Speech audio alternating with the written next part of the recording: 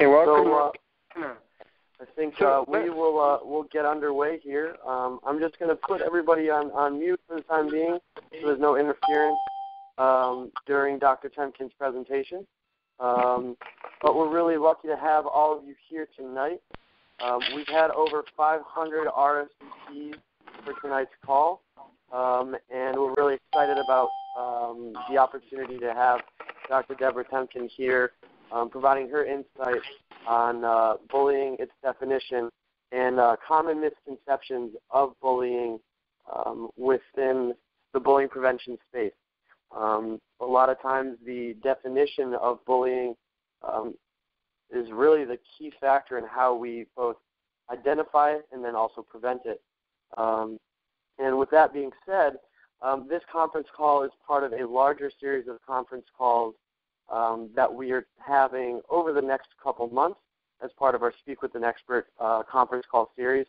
We're having topics that vary from your legal options with bullying to cyberbullying to implementing social and emotional learning curriculum in the classroom.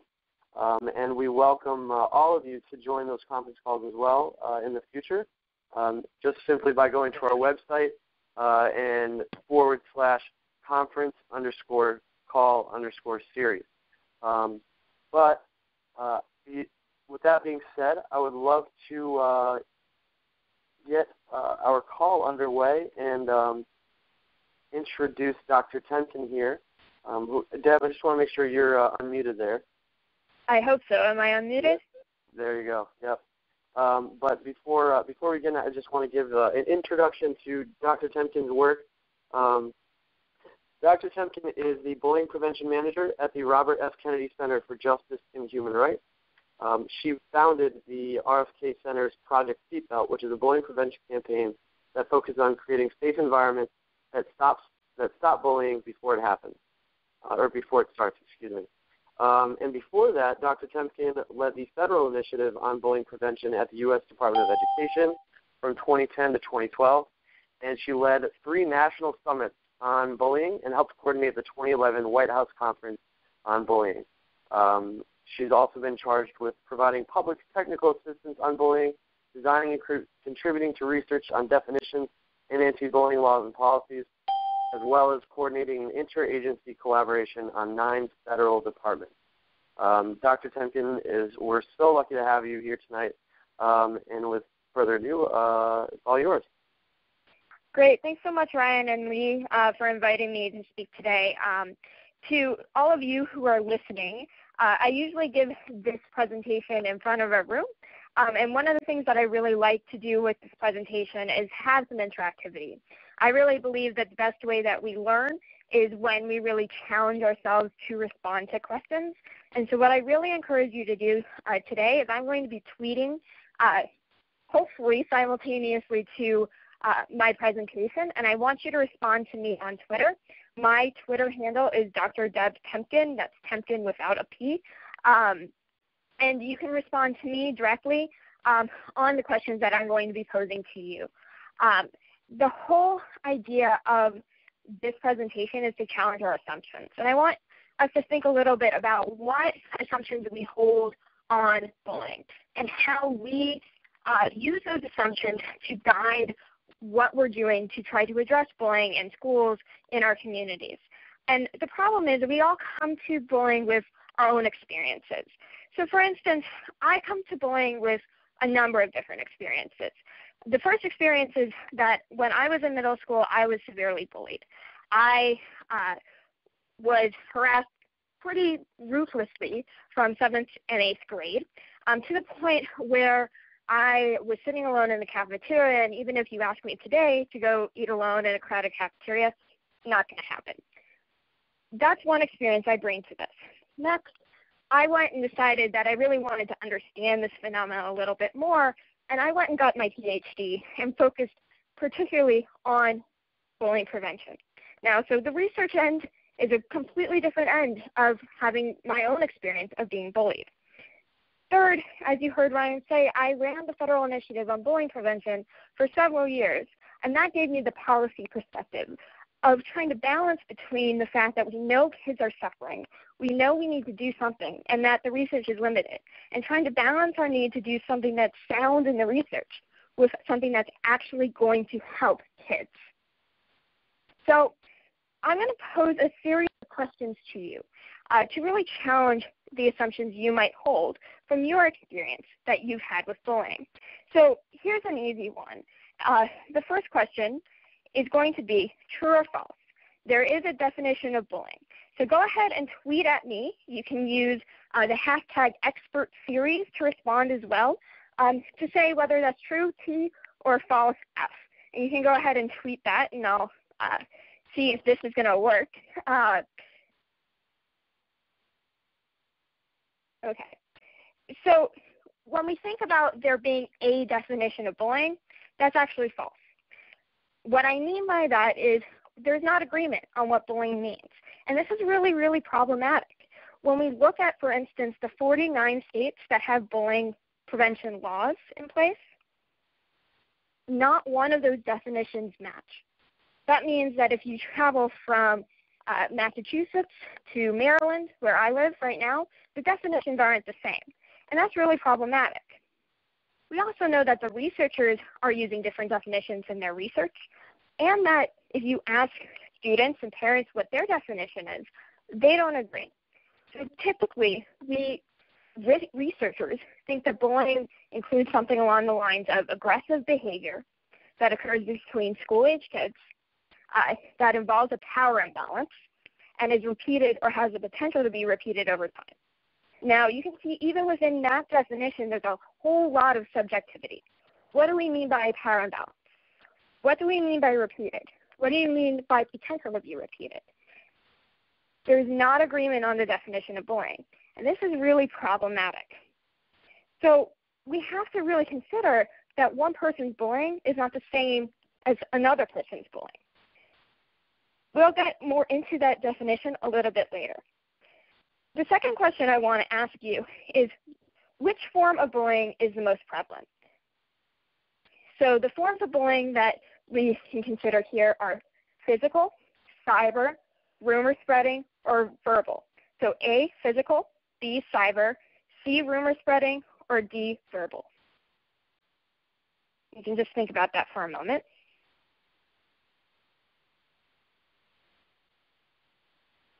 So many of you would probably say that cyberbullying is the most prevalent because that's what we're hearing about all the time.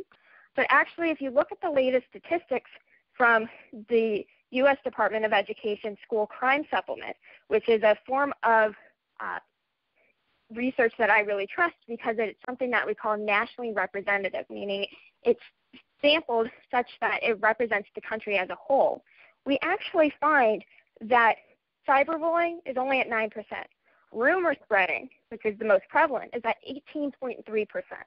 Verbal bullying is the second most prevalent at 17.6%. And physical bullying is last at 7.9%. So cyberbullying at 9% is not the most prevalent, and we have to really keep that in mind. Traditional forms of bullying are still more prevalent than cyberbullying. So we have to be careful in trying to shape our prevention efforts to remember that this is not just about cyberbullying. This is about bullying as a whole. We also know that cyberbullying is really highly related to those in-person forms. So we can't just focus on the cyber end.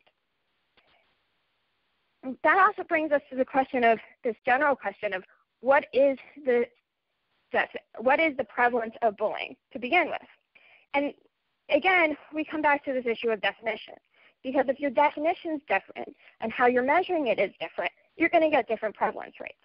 So we have ranges on different surveys from as few as 10% of youth reporting being bullied to as high as 50, 60, 70% of youth reporting being bullied. And again, that has to do with our definition. Now, again, I tend to trust the federal surveys because they are pretty methodologically sound. And this is what they say. The latest statistics we have are from 2011. Now, I know that's old data, but we have to really trust that that's really good, sound data. Obviously, we are awaiting the 2013 results. So the 2011 School Crime Supplement says that 28% of students, and that's defined as youth between 12 to 18 years old, report being bullied in person. and 9% of them, again, report being cyberbullied. The 2011 Youth Risk Behavior Surveillance Survey, which is a survey that the Centers for Disease Control and Prevention collects, also nationally representative, reports that 20% of high school students report being bullied, and 16% of them report being cyberbullied. So we have to remember that we have to really consider what data sources we are looking at in order to really prove our case around bullying. So here's the next question. True or false? Rates of bullying are going up and are at epidemic levels.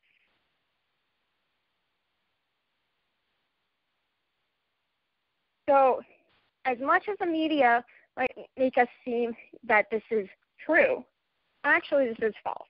If you look at the latest release from the U.S. Department of Education, you actually see that the data from between 2005 and 2011 is almost a flat line, hovering around 28 to 30% of kids being bullied. Now, don't get me wrong, 28 to 30% of youth being bullied is a huge number. But the fact that that's flat also tells us that this is not some new phenomenon. This is something that's been happening for a while. The other thing that that flat line tells us is that these efforts have been in place at least since 1999, when Columbine really shook us up and started the national conversation on bullying. These efforts haven't reduced that line. And so we have to really strictly consider that while this is not an epidemic, it's still telling us that we need more work to do. So our next question is one I think we all need to really think about a little bit. And it's true or false, bullying causes suicide.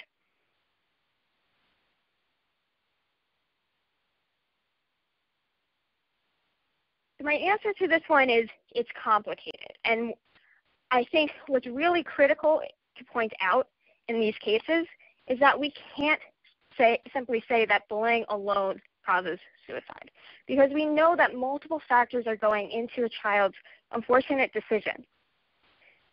That doesn't mean that bullying is not a risk factor, but it also means that we have to be able to be more holistic in our approaches to preventing youth suicide. We also have to remember that most kids who are bullied are not going to consider suicide at all. Very, very rare is the outcome of suicide from bullying. And we cannot simply address bullying because we are scared of suicide. Now, we know there's lots of negative outcomes that come from bullying. We know that it's related to negative academic achievement. We know it's related to decreased health outcomes more generally. So we have to be really focused to recognize that suicide is not the only reason to focus on bullying. We also have to remember that in our efforts to really draw attention to bullying, by drawing attention simply to the causal link or implying there's a causal link between bullying and suicide, can actually be a risk factor in and of itself for kids who are already at risk. What I mean by that is consider that you are a youth who feels completely alone in the world. You feel like no one knows who you are. No one knows your name. Now imagine that you see pictures on the TV or the cover of People magazine with other youth who have been bullied and who have died by suicide. Everyone in the country knows their name. Everyone in the country knows their picture. What does that tell you? That can be a risk for that child who feels completely alone, who feels like perhaps that's the way they'll become known. So we have to be really, really careful in our portrayal of bullying and suicide. Now again, bullying is a risk factor for suicide. We know that. We know that youth are between 2 to 9 times more likely to consider or die by suicide. But at the same time, in those incidents, most of the time, in the very majority of those cases, bullying is rarely the only factor. And we have to really consider that in our approach to bullying. Now, here's the next question.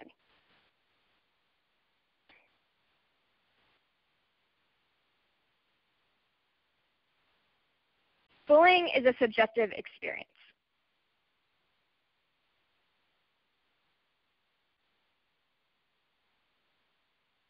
So remember that we were talking about how no one shares the same definition of bullying. Now, this is really problematic. There was a case recently in New Jersey where a child had pieces of paper shoved down his shirt. The school deemed that bullying, and a child was punished under New Jersey's law, which is perhaps the most complicated law in the country.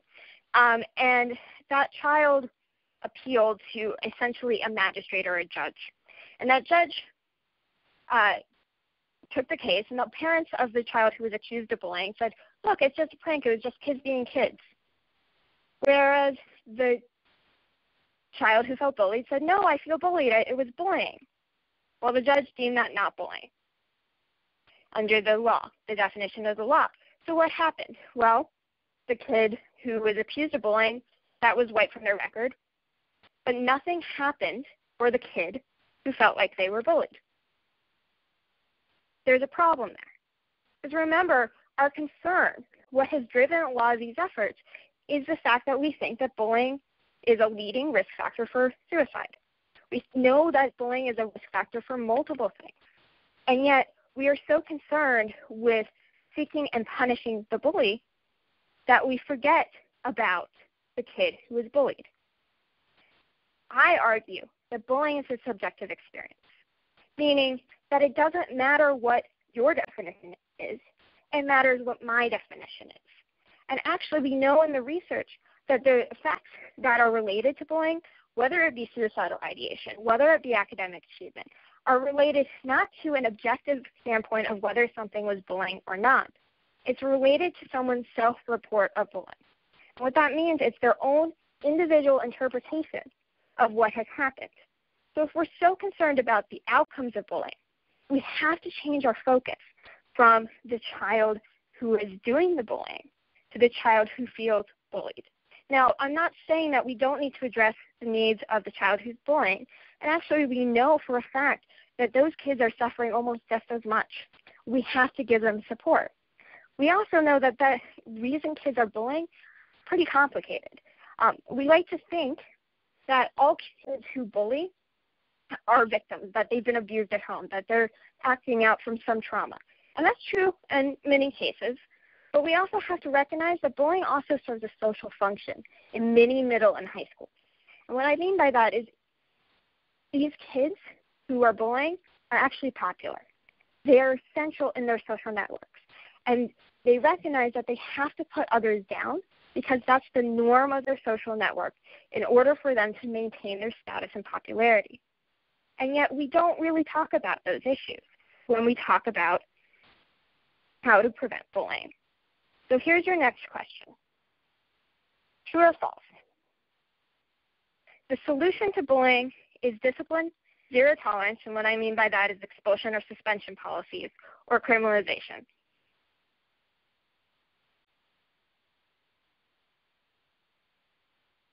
So if you heard the tone of the whole presentation, you'll know that's false. We cannot simply address the child who is bullying. And actually, there's a great editorial that I'll post on my Twitter account after our conversation by a colleague named Justin Patchen, who just wrote a great editorial about why punishment doesn't work to deter bullying. We can't simply punish bullying away. It's not going to work. And we also know that we are a country that really values that you are innocent until proven guilty, and that any punishment must fit a crime. So we also need to recognize that the more consequence we put on bullying, the less that's going to be recognized as bullying. That's a problem because we're leaving a lot of kids to suffer. Now, here's the next one. True or false? The solution to bullying is an anti-bullying campaign that encourages kids to just say no to bullying.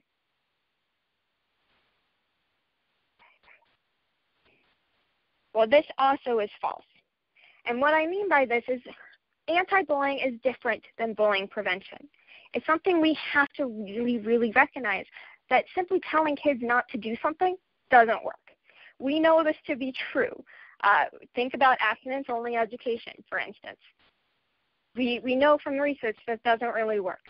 We also know from research that the Just Say No campaigns of the early 1990s also didn't work so well. Actually, many researchers found that Just Say No increased drug use among kids. We can't simply tell them just say no. We have to actually work to prevent bullying. And that's the distinction I make between bullying prevention and anti-bullying. So what about this one? To prevent bullying, we need to create the environments that actually help students form healthy relationships. And that one, of course, is true. What that means is we have to help kids build social and emotional skills. We have to work to change the norms in our classrooms and our schools that bullying is not going to make you popular. Bullying is not going to make you central in your social network. Actually, it's going to make you unpopular. And we can only do that, one, with student buy-in. We can't just tell them to do something. We have to work with them to actually change their social networks. We have to do this from the ground up, working together. So I want you to consider these assumptions as you're thinking about bullying prevention efforts in your community, in your school. What does it mean that we don't agree on what the definition of bullying is? What does it mean that a lot of the hype around bullying right now is that it's an epidemic or that it causes suicide, when we know it's a little bit more complicated than that? When we know that this is not a new phenomenon and that our efforts thus far have not worked? How do we actually prevent bullying when we know that we cannot simply punish it away? These are all things we have to really think about in order to actually combat bullying and see a reduction in those rates. And with that, I'm going to ask Ryan to turn it over to questions and answers. Okay. Thanks so much, Deb. I think that was incredibly insightful, and I think really gives light to sort of how we at the Bully Project really look at definitions of bullying, our comprehension of bullying, and how that what the implications are on prevention. So thank you so much. What I'm going to do is actually, for questions, we actually will ask you to press *6. And by pressing *6, I'll get a little notification on my end that you want to ask a question, and I will let you go. But I do ask those who would like to ask a question, please take only a minute because there are a lot of people on this call. We do want to respect everybody's time. If you go over a minute, I'm going to have to mute you. So don't be too offended by that, but just try to keep your calls under a minute or questions under a minute. So please, anybody who has a question, press *6, and I will unmute you. Hey, Ryan, I want to jump in for a quick second. Can you guys hear me? Ahead. Yep. Well, hey, everybody, this is Lee Hirsch. I'm the director of the film Bully and the founder of the Bully Project. And first of all, I want to say how awesome and exciting it is that I think a little over 500 people joined us tonight. And it was so wonderful. And we do this on our calls. We let people tell us where they're from and try and have everybody shout out to them. And it always is so moving and inspiring to hear that we have people with us from Australia, from Tennessee, from really every corner of the globe and our country, and that we all share this deep concern and this deep commitment to create safer schools, to create a better world, to create a kinder world. And Deborah Temkins is a friend of mine and a colleague, and I want to thank you for kicking off the series and doing an awesome job. And I wanted to also kick off the first question to you, and that is, as I was listening to you talk about the importance of definition, I wondered if you could share a little bit about the process on the national stage and the policy stage to come together with a unified definition, and what you believe the most effective and helpful definition to be. So that's my question, Deb. Sure. So as Lee knows, but I will share with the call, I was lucky enough while I was at the Department of Education to work on creating a uniform definition with the CDC, and an amazing panel of researchers and practitioners to really delve into these issues that we have with the definition. And we ended up coming to a definition that was released, I believe, just a month ago. That actually is very close to what researchers have been using generally. And that definition, again, is aggressive behavior that is a product of a power imbalance and is repeated or has the potential to be repeated over time.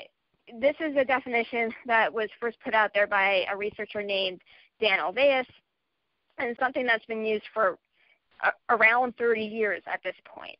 But the process of coming to that uniform definition, which ended up being almost the same definition, really highlighted how much subjectivity there is in that definition and how hard it is to actually come to something that would allow us to be objective on defining what is bullying and what is not.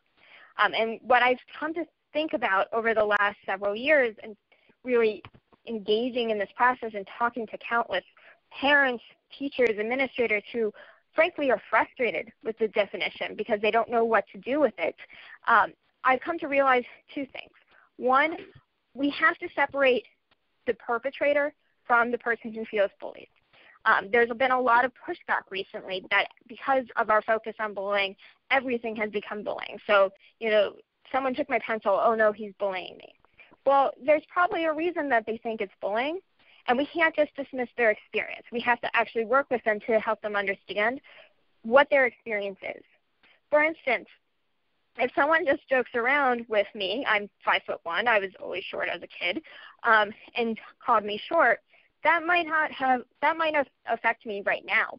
But when I was a kid and everyone was teasing me for being short, a simple comment might have been that one comment to push me over the edge. Now, that's really important to recognize that the one kid who was just saying, oh, yeah, you're short, you're not going to be able to do this, might not be objectively bullying in our mind, but might have been bullying in the eyes of the person who felt being bullied. And so that's why we really have to separate these two experiences. We really have to help kids change their behavior and how they're treating each other. But we also have to help those who feel bullied understand why they feel bullied and help them change their environment around them, and also help them give skills to resist the bullying, to stand up to the bullying, but also change the environment they're in.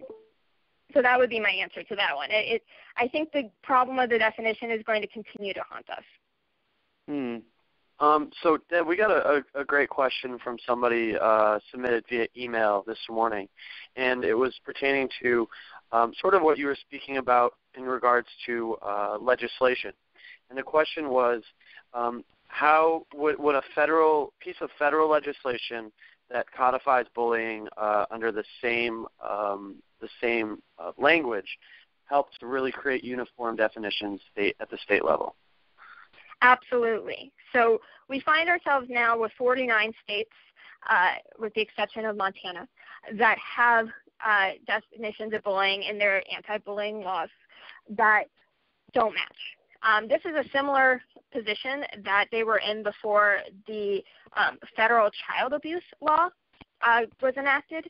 There were many, many definitions of child abuse in different states.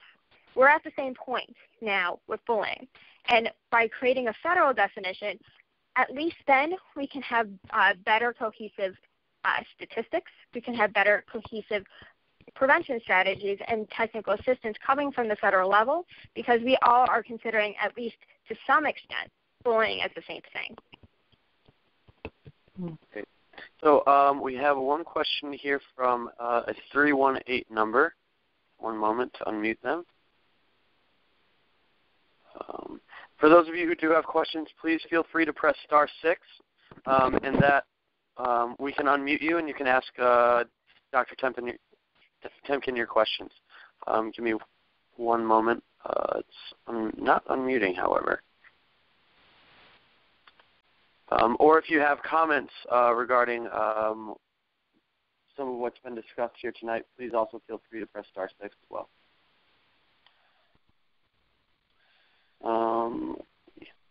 Sorry, having a little bit of a technical difficulty here. Well, I will answer one that came over Twitter as you're trying to figure that out, Ryan. The question was regarding the data I cited. I'm asking where that data comes from because most kids don't report the bullying they experience. And that's very true.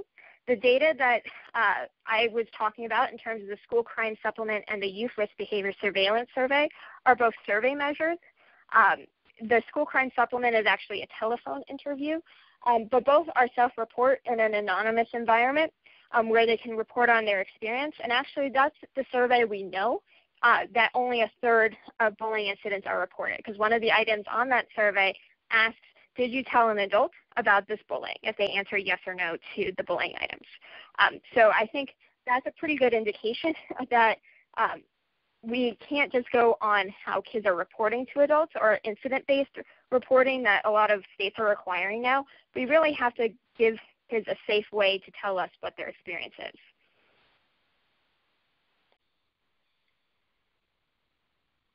Great. Sorry, for some reason our back end here is not allowing me to unmute certain individuals.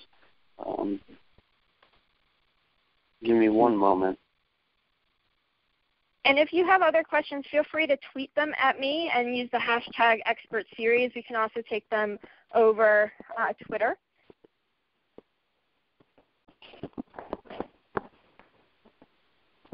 Also, if you have comments that you would like to add, please just feel free to press star 6. We can have them answer. We can respond to those as well. Sorry, everybody. It seems Ryan? Like, yeah. Hi. Can I ask a question? Yeah, real certainly. quick. This is Keisha from, yeah. How are you? Good. How are you? I'm doing good. Real quick question I wanted to ask. I know we talked about, she mentioned that Solution to Bullying is a bully prevention program. And so I wanted to ask, what did she think would be the main, maybe 3 components that we should be really focused on if we're doing a bully prevention program? Sure. So just to clarify, I don't think there's a one-size-fits-all program that will work for all schools. I think it's actually a mistake a lot of schools unfortunately make, that they perceive to have a bullying problem, and so they reach for a bullying prevention program off the shelf without really considering, is this going to fit with our school? We have to remember that most schools are different, even schools down the street from each other. They have different populations. They have different issues they're facing. And schools really have to understand what those issues are before diving into programs. Now, programs are really important, especially programs that are evidence-based, but we want to make sure first that the foundation is laid that those programs actually work. So if I have to give advice to schools about what first 3 things they should do, number 1, collect data. Collect some survey data, find out what's actually going on. Again, we know only a third of students are reporting bullying to adults. Let's actually give them a safe way to report it in an anonymous survey and actually look at those results to understand what exactly the issues are. 2, form a leadership team around these issues and give everyone a voice at the table. And I don't just mean the principal and the teachers. I mean, get the students involved, get the bus drivers involved, get the cafeteria workers involved. They have all different experiences of the school climate, and they're going to help influence what's going on. And third, I think you have to work on engaging the community as well, family and community engagement, because schools are not insular. Kids are going out in the community. They're going out, and parents need to be reinstilling the values that they're learning in school, and the parents need to be communicating things that they're observing outside of school to school. And so those would be the first 3 steps before ever approaching a program.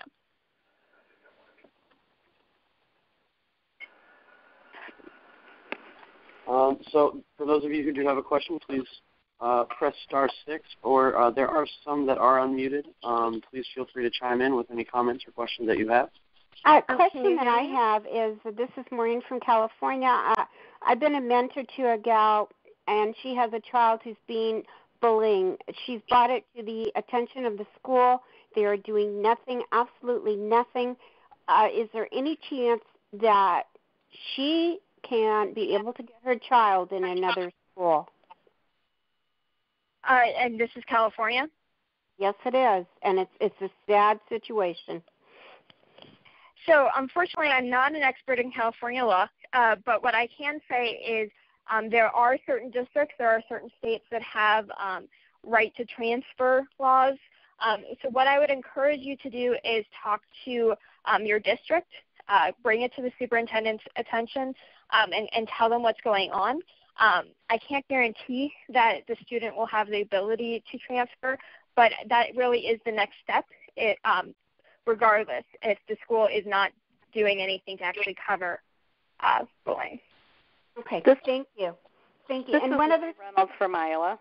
Hey, Deb. On that note, can you speak a little bit about the OCR process and how sometimes the Department of Education and Department of Justice come together to try and resolve cases that have been brought forward? Can you share a little bit about your experiences in that world?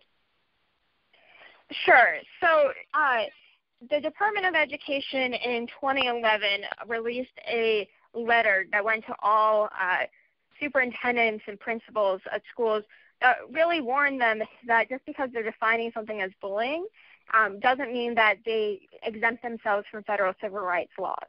And those federal civil rights laws say that schools have a responsibility to ensure that students are not exposed to a hostile climate and are not exposed to harassment that is severe, pervasive, or persistent. And they also went on to very clearly say that, especially for kids who are identify as or are perceived as LGBT, that also doesn't exempt them from laws, because a lot of times the kids who identify as LGBT, the bullying that they're facing has to do with their gender conformity as opposed to their actual sexual orientation, and that falls under Title IX. The same thing with religion. Religion is actually not covered by the Department of Education, but a lot of times kids of certain religious backgrounds, such as Jewish kids or Muslim kids or Sikh kids, have shared ethnic qualities that fall under national origin. And so these are all things that schools are federally required to address.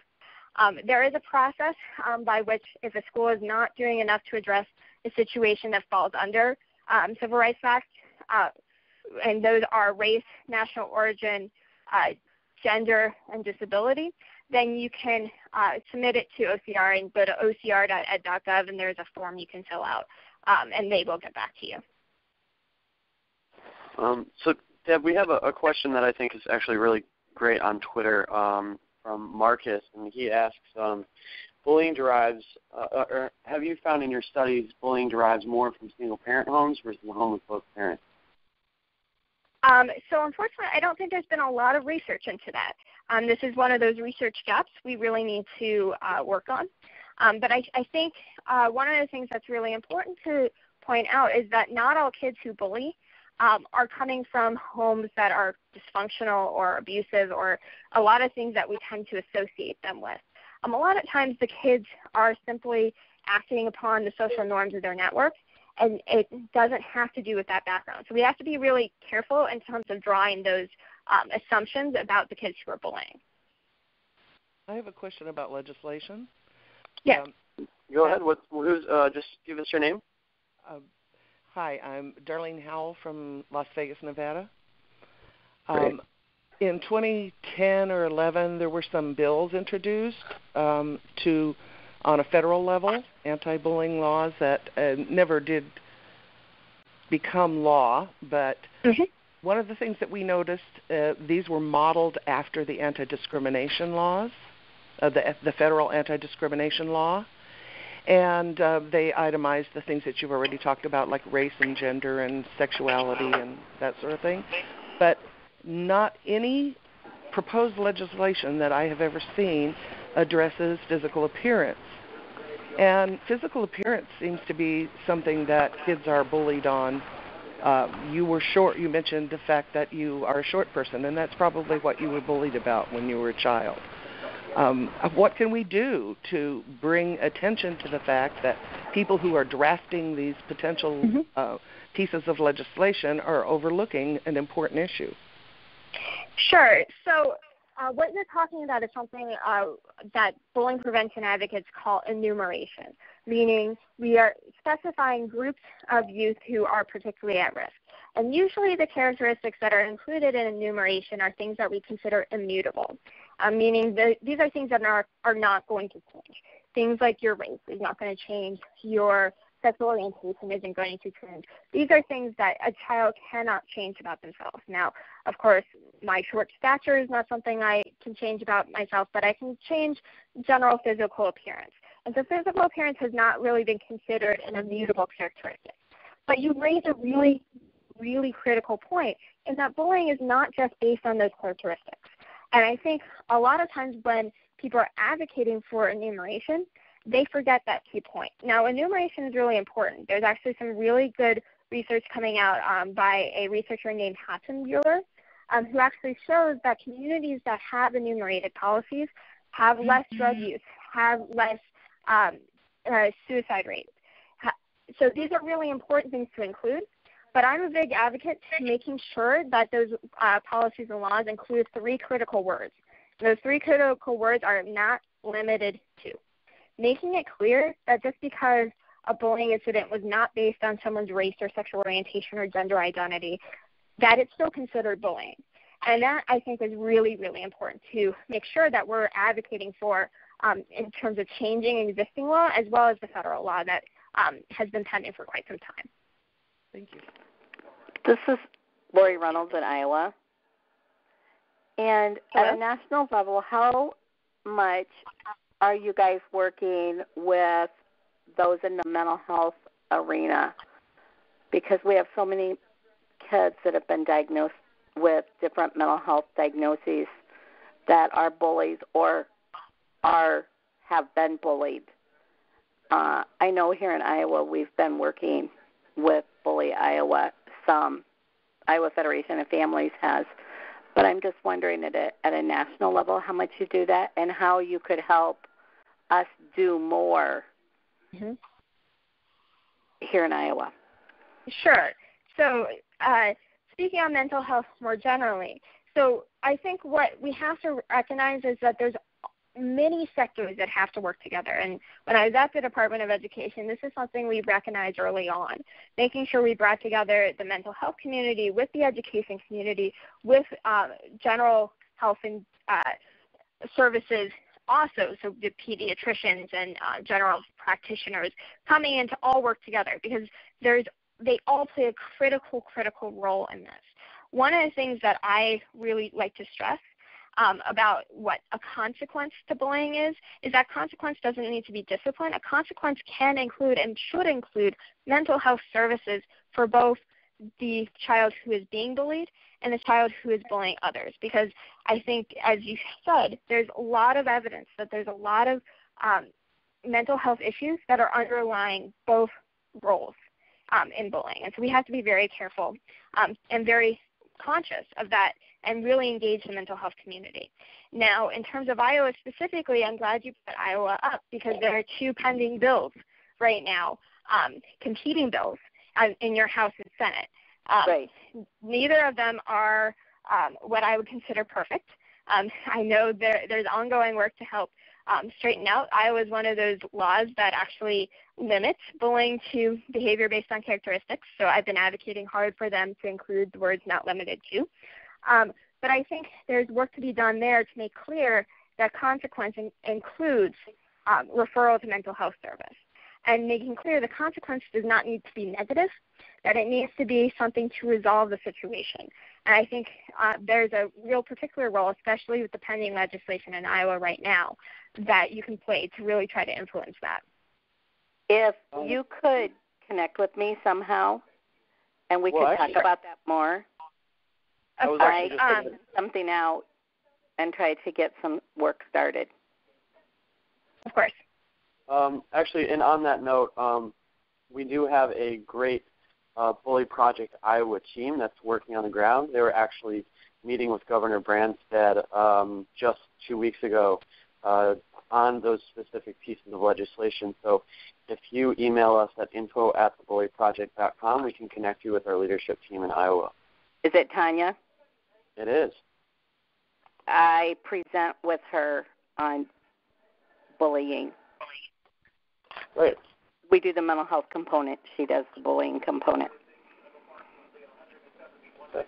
Well, please do connect with us. Just send an email through, and we can connect you with Deb. Okay. Gerald Jenkins from Baltimore. Yep. Go ahead.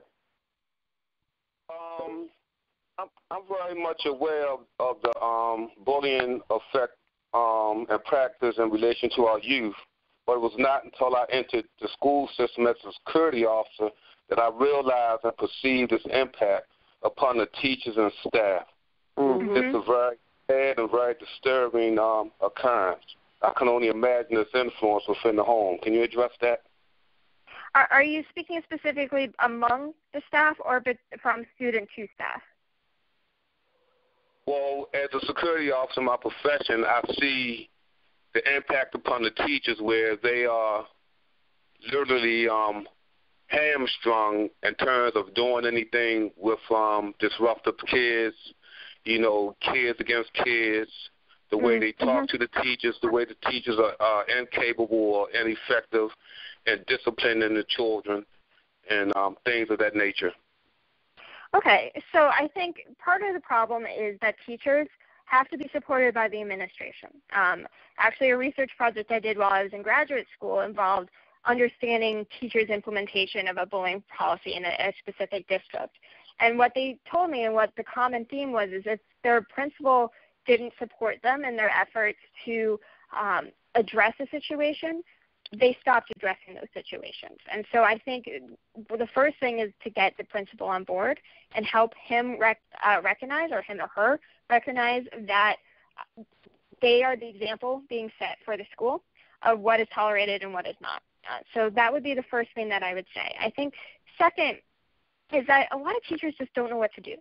And this is a real problem. I mean, there was a great study that came out from the NEA several years ago that surveyed teachers as well as other educational professionals across the country on what they thought about bullying prevention. And the vast majority thought it was their job to address bullying, but very few of them actually knew what to do. We have to increase training, and we have to make sure that they understand how to address this. And also recognize, again, that even if you can't define something as bullying or something's not objectively as bullying, making sure they understand how to support kids who are reporting to them and not just dismissing their experience. So I think those are the two things: engage the principal and training. Thank you. Anybody else who does have a question, please feel free to chime in. I have a question. This is Melissa from Los Gatos, California. Hi, Melissa. Hi. Dr. Temkins, I've been doing anti-bullying programs in the elementary school and the middle schools for the last 10 years, and we've been using pretty much the same definition of bullying for quite some time. So when I heard you talk about the definition of bullying being subjective, it certainly raised a red flag for me. So I'm wondering if I can get some advice for you about what I tell my colleagues that I do these programs with. Right now my kids are older, so I'm doing the work that I'm doing is in the middle schools. Do we need to look into using a different definition than the standard one that's been used for years? So I think the problem is that no matter how we try to define bullying, people are still going to hold their own opinion of what bullying is and what bullying isn't. We can try to define it as much as we can, and I think using the definition that's been out there is probably the best way to go because that's what most people lean towards. But at the same time, we have to recognize that just because my definition is not the same as your definition does not mean that I can simply ignore something that you might consider bullying. It becomes a really complicated mess. What I would say is giving the advice that even if you don't think something is bullying, you shouldn't say that. You should make sure that the child who's reporting bullying is safe, that they are getting their needs addressed, and then consider the person who is being accused of bullying separately. And that you can be a little bit more objective on because that's a case where you are going to end up giving consequences, and you want to be confident in whether or not that is objectively bullying. Thank you. And I want to thank you also for talking about bullying being a subjective experience, and it doesn't matter what your definition is. It matters what my definition is, because I think that's a really good addition for us to include in our program. Thank you. So we're going to take about 2 or 3 more questions. So I believe there were a couple people who were trying to chime in there. Feel free to come forward now. Hi, my name is Jessica Simmons. I'm a student at the University of Arizona, and I have a question about with regard to cyberbullying.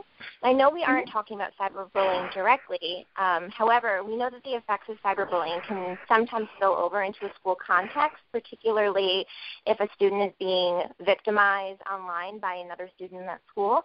And so, Dr. Temkin, I was wondering if you could talk a little bit with regard to your experience in policy. Do you think that schools will ever have to get to a place on a more policy law legal level that they'll have to address cyberbullying in school? Because I know that there is some controversy with, whose responsibility that is when bullying happens off campus. So you touched on a lot of important issues there, and I want to address a couple of them. First, the legal issue of whether schools are able and what their responsibility is to addressing the off-campus cyberbullying behavior is something that's still being really negotiated right now in the court system. And it's something that, in my non-lawyer opinion, is probably going to end up in the Supreme Court at some point. There's a lot of First Amendment issues out there, but the precedent that we know from the existing First Amendment cases among students is that typically if something off-campus is creating a hostile environment on campus, then a school does have the ability to address that behavior. Now, in terms of what their responsibility of addressing that behavior is, I think it's important to remember that most kids who are involved in cyberbullying are also involved in traditional bullying. There's a really strong correlation between the two. So usually what I advise schools is to not simply look at the case of cyberbullying, but use that as evidence that something is going on between the kids involved, and to take a closer look at that relationship in school, because oftentimes that will be evident in the behavior they're treating each other with in school, and that's something that schools can definitely address. So I think this is something that's still being debated, but what I advise schools always is, don't simply dismiss it because it's outside of school. Thank you. So we have time for 2 more questions. We do have some on Twitter, but I would like, more of an interactive here. So if there are individuals who'd like to ask a question, please go ahead.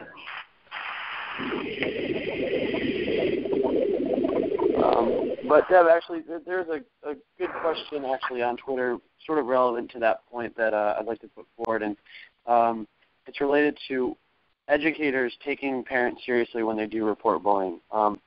When you're not seeing the initiative from a teacher to put bullying on their radar, how can you work with the school rather than alienate them to make sure that their kids or other kids in the classroom are safe?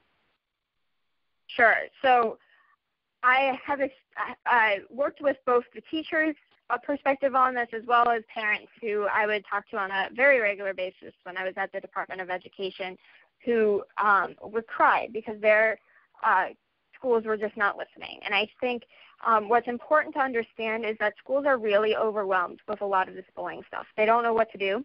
And a lot of this bullying legislation that's out there is causing a lot of headache when a report of bullying comes in. So they're trying to avoid it in a lot of cases. What I think is critical is to be very clear what you want the school to do.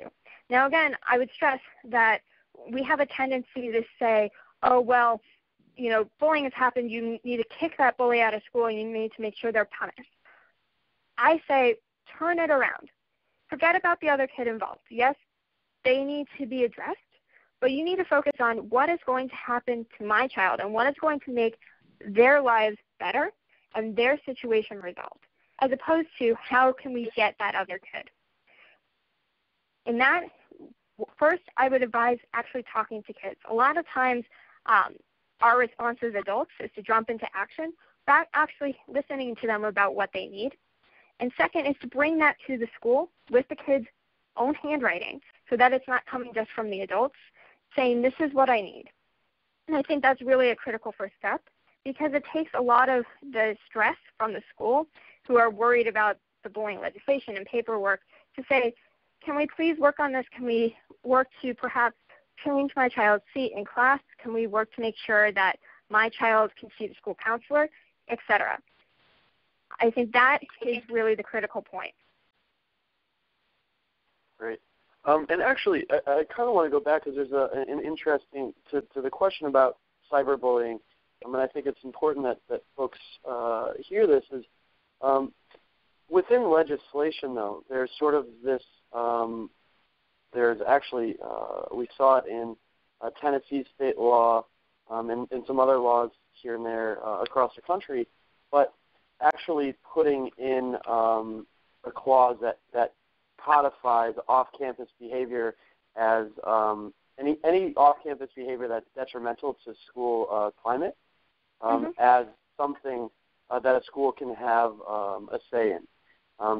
Do you see this as becoming a normative trend, or is it something that we're going to have to, is going to take a little bit more time to happen? I think it's all in the execution. I think the problem is that schools see this off-campus behavior clause and jump to, we need to now monitor all off-campus behavior. And frankly, we saw this in a district in California, I believe, several months ago, where they've decided to now invest in monitoring all of their student social media accounts. I think there's a couple problems to that. One, that's wasting a lot of resources that can actually go to prevention rather than simply responding, because when you are simply looking for behavior, all you can do is respond to that behavior. You can't actually prevent it.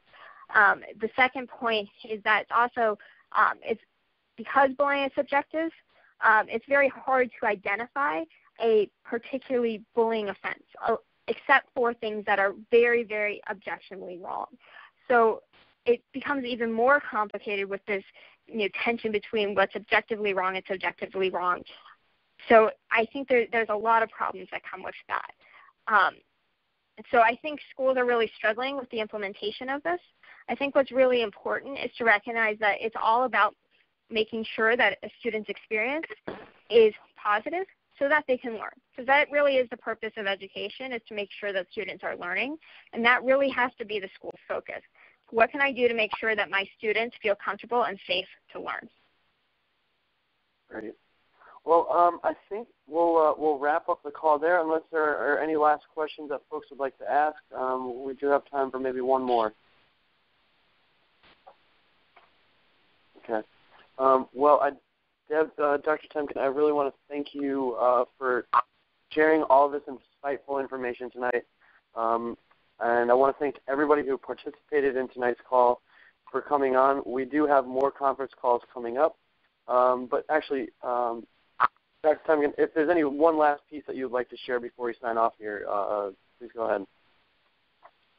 Sure. So I would encourage everyone to look at our website, which is projectseatbelt.org. There's a lot of information there for parents and educators particularly in how to actually prevent bullying rather than respond to it. Those resources are really helpful. And also, if you want more detail on a lot of the things that I talked about on the call today, you can look at my Huffington blog, huffingtonpost.com/Deborah_Temkin. And I posted about the definition of bullying, about the problem with saying that bullying causes suicide, the issues about a lot of the bullying prevention programs that are on the market today. So I think if you're looking for more resources about those issues, please feel free to read those. And also, please feel free to connect with me on Twitter. I'm always happy to respond to inquiries there as well. Great. Well, thanks so much again, Dr. Temkin. And thank you, everybody, again, for coming tonight. We will have another conference call coming up in 2 weeks from today. Please head to our website to see the conference call schedule. You can RSVP to one or all of the conference calls coming up. That call will be on March 11th with Adele Kimmel. The topic is bullying and your legal options. Adele Kimmel is from Public Justice, a legal NGO based in Washington, D.C. as well. So again, thank you, everybody. This call will also be posted to our Facebook and Twitter sites for you to listen up again if you'd like to, and have a wonderful evening. Thank you.